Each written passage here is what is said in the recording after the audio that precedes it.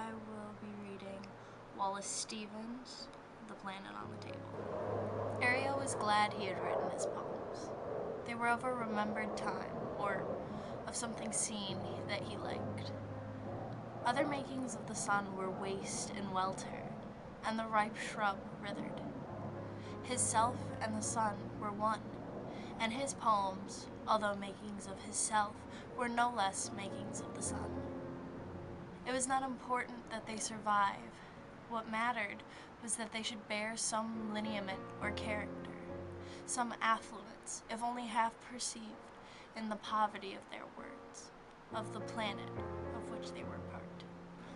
I like this poem because it says that anyone can make poetry, basically. I also really like the title, The Planet on the Table, because it's along the ideas that every poem is a planet or is a world within itself that's completely different from every single other world and every single other poem ever created. And that whole planet can be housed on a single table. So if you have a book of poems, you have a whole universe to explore right there on your table. Ariel is a persona of Stevens. So in this poem, he is basically saying that he has the ability to make poems and such, but so does everyone else. And I like that idea because most poems that, well, wannabe poets like I am write aren't seen by anyone's eyes but the poet themselves.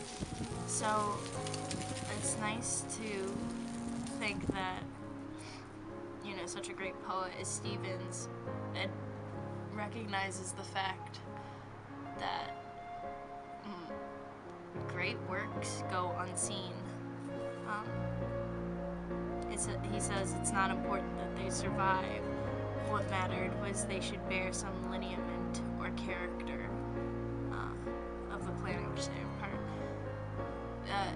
Basically, just that it should be something that shows the world they were a part of at some point, which is all poetry, really.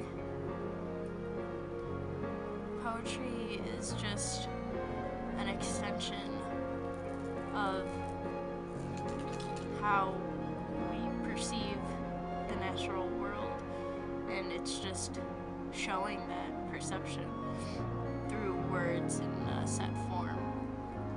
So,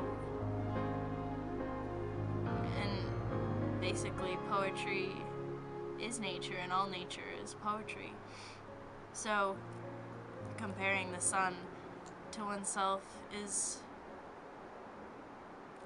it's nice to think that, you know, unseen works could still be worthy of the sun.